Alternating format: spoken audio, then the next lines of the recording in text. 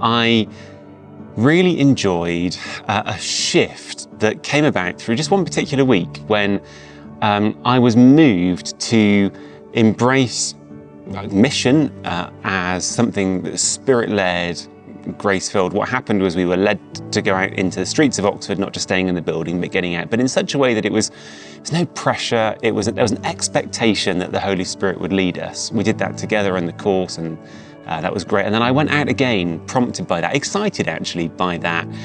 And I thought, I can't do this. I don't know how to do this. But instead of being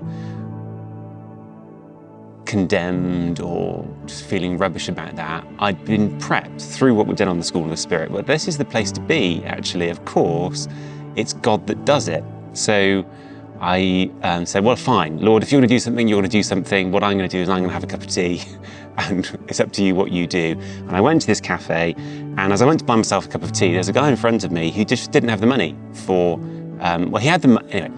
It was complicated. He couldn't pay because the thing wasn't working, and I paid for his cup of tea. And I thought, well, there we are. That'll do. You know, I've exercised charity. It's been a good afternoon. I feel like something good has happened. And then I went and sat down. And after I'd sat down, this guy came and found me and wanted to start a conversation with me.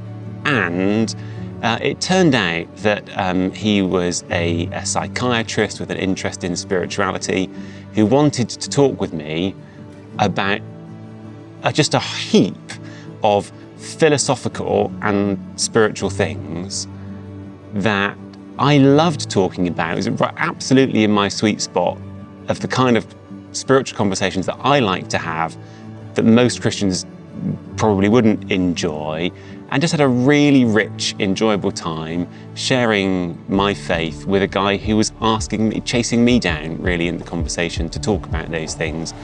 And I came away from that just so grateful, not because I had an enjoyable afternoon, not because I felt I could see that God had been at work just in that instance, but also something shifted in me. And I guess this is what's so delightful about something like, the School of the Spirit and what it's doing in people, is it shifted something in me to expect that my witness in the world wouldn't be something that I drummed up. It wouldn't be something that I was sort of required to do and had to make a plan for, so much as that if I just listened to the Holy Spirit and gave him space, he would lead, and really things would happen beyond what I could plan. And yeah, that's changed something in me. I'm both more relaxed and more fruitful.